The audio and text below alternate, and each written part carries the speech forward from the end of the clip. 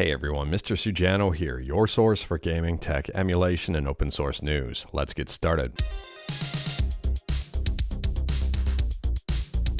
Alright, to kick things off, we're talking about PlayStation 2 emulation on Android with NetherSX2, and NetherSX2 just got a brand new update. So at the time of filming, NetherSX2 Classic 2.0 Experimental is the latest update, with a huge emphasis on experimental.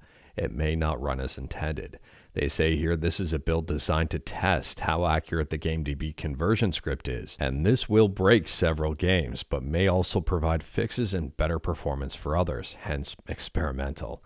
They say this version also includes PS3, PS4 trophy unlock sounds from retro achievements, an updated controller DB, and the resolution scale with multiplayer. Next up, we're talking about Minecraft and the Minecraft movie, and as you're probably already aware, the Minecraft movie has been a smash hit. It's been a blockbuster and it's already cleared over $550 million. Interestingly and not surprisingly, the movie's success has directly translated to video game profits. Here's the latest over on Pocket Gamer. Minecraft's daily mobile revenue hits 3-year high at $969,000. Nice. And that's a daily high. It's the highest it's been since 2021. I would say the mobile version of Minecraft has been a pretty big cash cow based on these numbers. If you wanted to see the numbers in detail and learn even more about it, like everything we talk about, links are in the description below right at the bottom. I don't hide my sources. Next up, we're talking about Mega Man 5 on the SNES. Now you may be thinking, Mega Man 5 never officially released for the SNES, and you would be correct. However, Infidelity, who is well known for porting games, has ported the NES version to the SNES. And everything seems to be widely available. Infidelity has been porting stuff from the NES to the SNES for a while now, with no end in sight. And as for what's next, he says, but for the 6th title, I'm going in a different direction. Instead of Mega Man 6, I'll be porting over the Famicom title Rockman 6. The reason being is because of, I might mispronounce this one, but PureSave's optimization patch for Rockman 6. Infidelity wants to utilize that version that takes advantage and makes Rockman 6 even better. And I don't blame them. Next up, we're talking about The Last of Us, but not the video game, the TV show. I mean, we talked about the Minecraft movie previously, so I thought I'd slide this one in. If you were wondering about how successful Season 2 is, attendance viewership is up 10% over the premiere of Season 1. Season 2's setting takes place 5 years after the end of Season 1, and I'm very curious to see if these numbers continue up throughout the rest of the season, or if viewership was just higher because people were very curious about it. Let me know your thoughts about this in the comments below and if you watched The Last of Us. Next up, we're talking about the Nintendo Switch. Not the Switch 2, but the original Switch. And this is not good news for the 58-year-old Japanese man who was found guilty of modding Switches. Nintendo took him to court in Japan and won. The sentencing and the fine are very interesting, and I would say they're kind of at different ends of the spectrum. I mean, he was fined approximately $3,500, but sentenced to jail for 2 years, suspended by 3 years. What I find interesting here is that Gary Bowser, and arguably this was on a much grander scale, but at the same time, Gary Bowser was sentenced to 40 months, so between 3 and 4 years, and his fine was $14.5 million. There is a huge difference between $3.5 thousand and $14.5 million. And I'm wondering why the prison sentence is arguably a little bit comparable. I mean, 2 and 3.5 years. But I don't know here. Let me know your thoughts about this one in the comments below. I'm not a legal expert, but I'm wondering if it's just because of a difference between the US and Japanese courts. And maybe they didn't use Gary Bowser's case as a reference at all, because the sentencing to me does not match up. But moving on, and next up we're talking about EA. And if you're a fan of Star Wars, you're going to be a big fan of this announcement. You may already know about it. EA has announced that Star Wars Zero Company is the next game in the Star Wars series. So Star Wars Zero Company is going to be a turn-based tactical combat game, and we're going to know more about this game on April 19th. They will be sharing some first looks at the game as well as having a panel. And I'm curious about this one because right now we don't know a whole lot about it. They say learn more, but when we go to this website, there's literally nothing there. I learned more from just the tweet. And speaking about gaming companies that everyone loves, next up we're talking about Assassin's Creed Shadows. And Ubisoft's Assassin's Creed Shadows has been a smashing success. So Matt Piscatella, who is well known for producing a whole bunch of video game analytics, says, here's a fun one, Assassin's Creed Shadows has been the best-selling video game in the US for each of its first 3 weeks in the market. It currently ranks number 2 year to date, trailing only Monster Hunter Wilds. That is pretty big. And speaking about pretty big, next up we're talking about the Elder Scrolls Oblivion remake. Yes, you heard that correctly. And yes, we've talked about it on this channel before. And yes, news of this has spread across the internet. It's being talked about quite a bit. Anyways, Oblivion images have leaked on Virtuo's website. Almost all of the rumors I've seen so far have said that this game is going to release next week. And a lot of people are excited about this one, and yes, it does seem like it's going to be real, and yes, it does seem like it may release next week.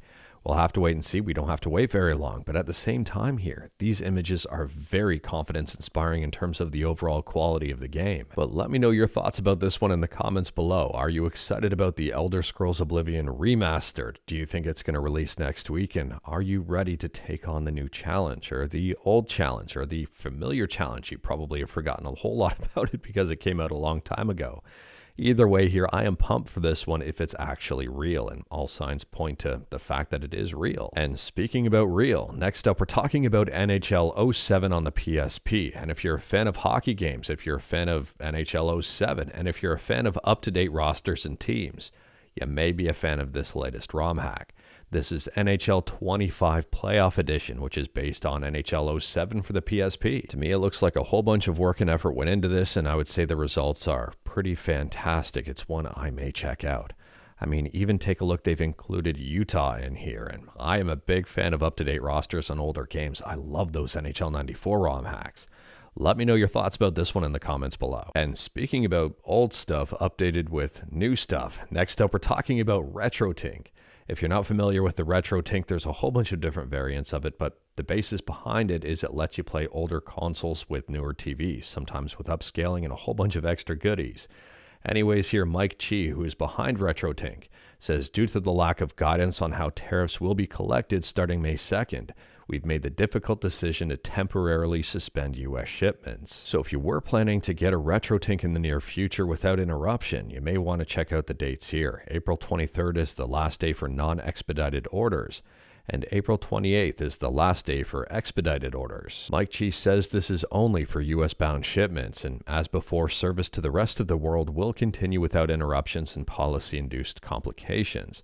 It's not FOMO, and there are some reserved stock units in the USA. And speaking about limited time to buy stuff, next up we're talking about something I think is super weird but very interesting.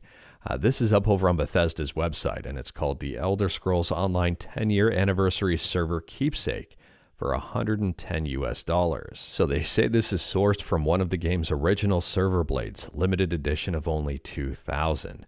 And it is currently up for pre-order, so if you wanted to get it, you're going to have to act quickly because I'm assuming the pre-orders are going to go pretty quick once people find out about this.